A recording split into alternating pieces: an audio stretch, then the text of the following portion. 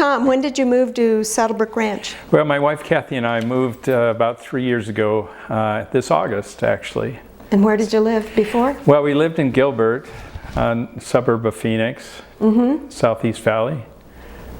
And what did you do when you were living in Gilbert? Well, I was an engineer. Actually, I was retired in Gilbert, but I was an engineer working in the turbine jet engine business for a company called Honeywell Engines in Phoenix, down by the Sky Harbor Airport.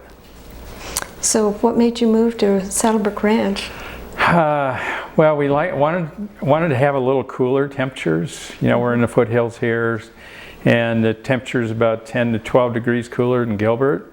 And we also liked the little quieter, laid-back atmosphere that's down here in Tucson. It's starting to get a little busy, really congested, a lot of traffic in Phoenix, so we decided to move down here. Why do you think it's important to have a postgraduate education?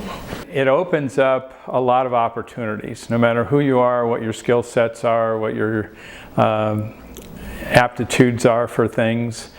Whether you go in the vocations of plumbing and electrical and construction and stuff like that, you know, having a little bit of extra education beyond high school really makes a big difference. And people realize that you've put a little more effort into your future and your job, and they see that as a positive and are willing to pay you more in many cases. How did you first hear about the SBCO Scholarship Endowment Fund? Well, that's an interesting story. We have a neighbor right around the corner from us, Camille, and she's very active in the organization. And we were at a party with her and several other people. One of the other people was also on the SBCO. And we started talking about, you know, giving back, and that sort of opened up the question of, well, how can we contribute here in the neighborhood? So it was just a party gathering, and there's 8 or 10 people, and we got a chance to meet a few people from SBCO, and it sounded like a really cool organization. They're doing some great things. Why did you decide to become a donor? Well, one of the things is the makeup of SBCO. It's primarily a volunteer organization, so the overhead is really low. Most of the money that you donate goes directly to people that really need it.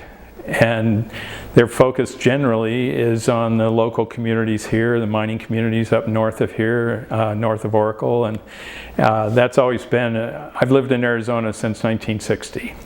So that's always been something that when I lived here in '60, the mining was still going on. A lot of those mines have shut down. Times are tough there in those communities. And the kids just don't have the opportunities a lot of city kids have. So that's primarily the focus of SBCO.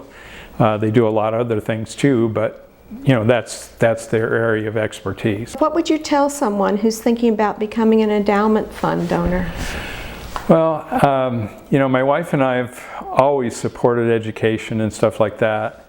And I would say that, you know, if you can give now as well, but maybe even more importantly, if you have any legacy planning that you have, get with your estate attorney or whoever and, you know, make a significant donation after you're gone, because that's really what this endowment fund is primarily focused on, is trying to build enough funds to support scholarships and stuff like that for most of these kids that really don't have a lot of other sources to tap into for their college or vocational education. It's amazing the number of people both at Saddlebrook and Saddlebrook Ranch that are contributing. It's amazing the number of people on the boards and the committees that are participating and keeping everything going. And this, you know, I guess this is another thing too, is our communities being retired. There's a lot of retired professionals that have a lot of skills to contribute to these kind of organizations. And the people I've seen in SBCO that are on that organization are well qualified. We have, you know, former accountants, former treasurers, I mean former you name it. I mean, there's just a lot of skill sets available for SBCO, and they're taking well advantage of it. And the organization, the way it's set up, is an ongoing, in perpetuity kind of organization. There's a lot of very skilled people that have set up a lot of standard procedures and everything, so that the organization, even after some of us are gone, will continue to survive. And that's another reason why we decided to contribute legacy-wise. So we realize it's a strong organization provided by a lot of really talented people.